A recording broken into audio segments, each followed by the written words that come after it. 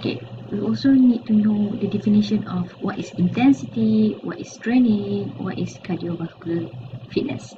So intensity is the absolute or relative difficulty of physical activity or exercise. It means that whether the exercise is low intensity, so the difficulty of the exercise is very low, or it's high intensity, so the difficulty is high. In terms of what training means a planned program. So for the athletes, they need to go for a planned program of exercise, and this program with a goal to improve or maintain the athletic performance. So in order for athletes to perform well, they need to have a proper training. And also what it means of cardiovascular fitness. The cardiovascular fitness, it means that the ability for the athlete to perform endurance type activities, and this will be determined by the heart's ability to provide the oxygen, which is rich blood to exercising muscles, and also the ability of those muscles to take up and use oxygen.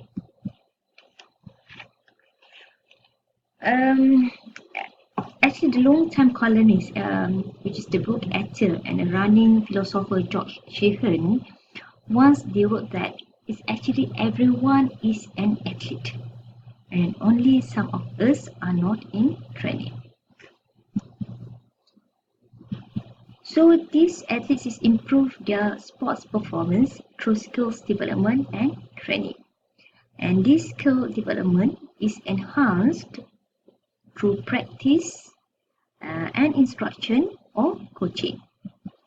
Success in many sports is directly related to fitness level achieved by sport-specific training. For example, to be successful, competitive distance runners must have a high level of cardiovascular fitness, which is developed through following a rigorous running training program.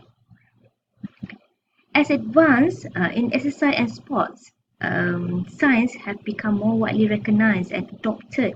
Athletes from a wide variety of sports have begun to use the improved physical conditioning as a way to further improve their performance. Okay. So even athletes in sports such as golf and car racing have begun physical training as a strategy to improve their personal performance. And physical training to improve specific components of fitness must be taken into account when we want to consider nutritional needs, such as total energy and carbohydrate intakes. And nutrition supports training and good health. There are two factors that are essential to excellence in performance. The number one, which is now the nutrition supports training as well as the good health. Although nutrition by itself is important, it may have the greatest performance impact by allowing athletes to train consistently. Proper nutrition during recovery periods is very, very important for the athlete to replenish the nutrient stores depleted during training. For example, muscle glycogen. So inadequate replenishment of energy, fluid, carbohydrate, proteins, and vitamins and minerals, they will limit the potential for full recovery after training. And limited recovery actually can result in fatigue during the next training session. And consistent lack of nutritional replenishment can lead what we call as a chronic fatigue. So athletes, they will perceive that nutrition is important, but they sometimes fail to realize or acknowledge that it is a factor that needs daily attention. This often leads to what we call as crash diet and other quick fixes, which this may interfere with the training and also undermine the performance of the athletes. Thus, nutrition and training are similar and that each is a process that needs a well-developed plan. For the main goal for any competitive athletes is to improve the performance. So actually training untuk atlet, the goal adalah untuk improve performance. They are the main goals. And Another goals for training for the athlete is to improve the specific components of fitness. Okay, it depends on the sports types.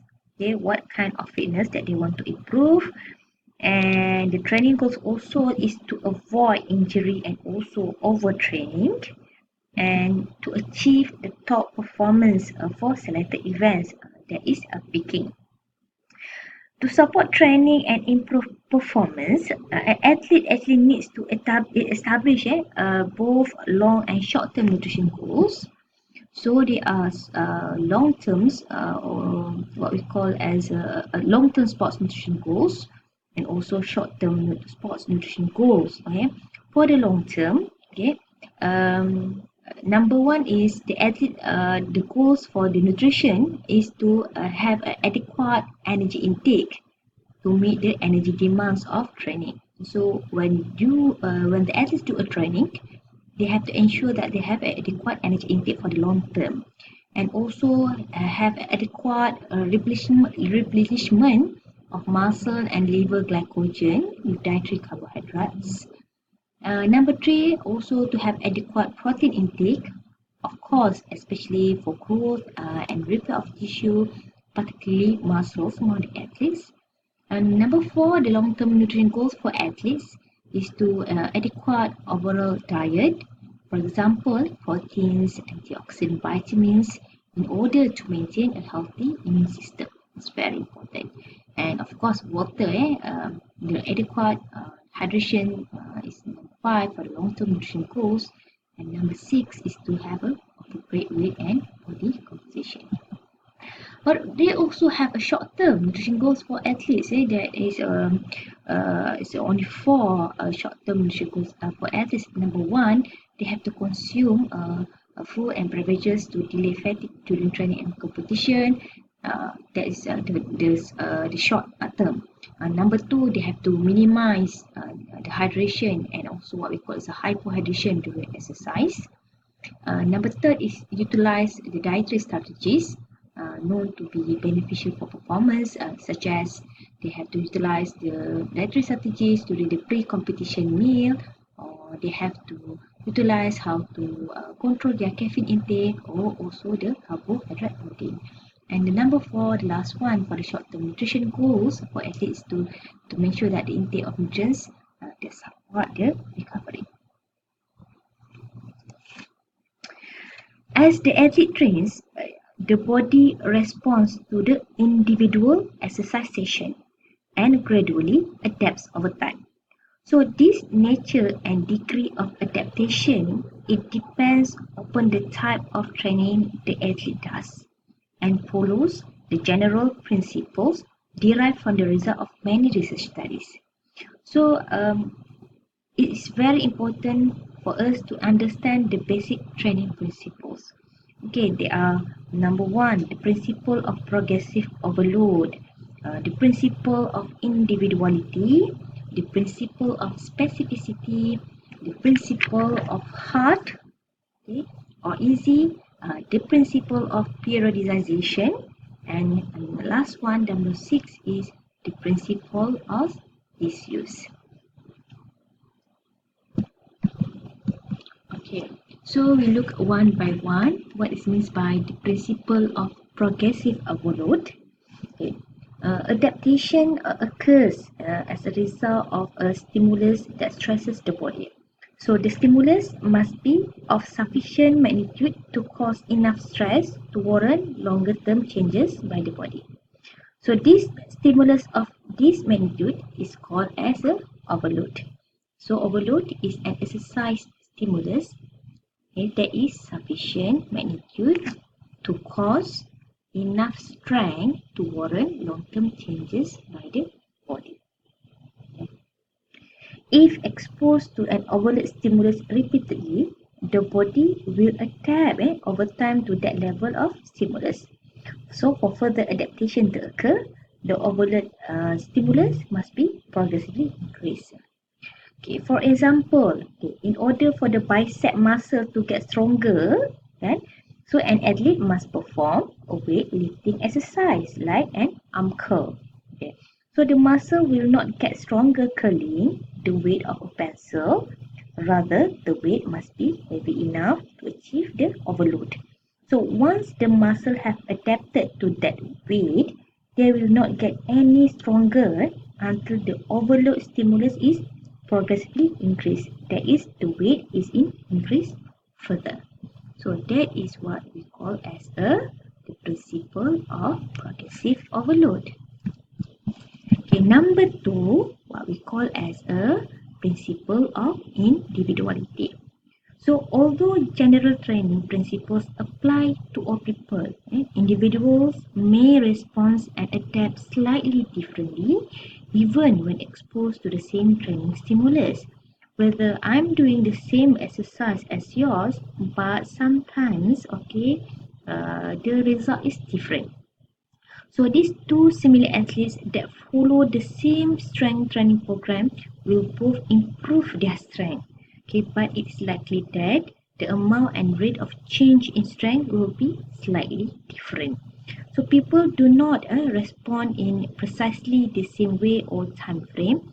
So individual differences must be taken into account when we want to consider the athlete's training program.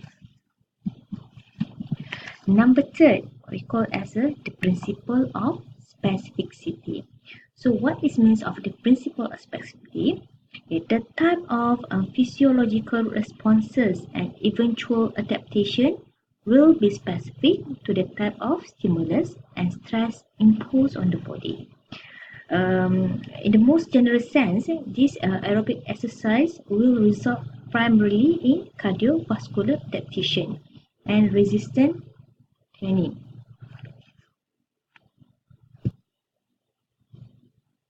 Okay. So again, this resistance training will result in neuromuscular adaptations. So adaptations can be more subtle and specific, such as the effect, intensity, and duration of aerobic exercise may have on changes in energy system pathway, such as carbohydrate and fat metabolism, which is we will look at in terms of this in our next chapter.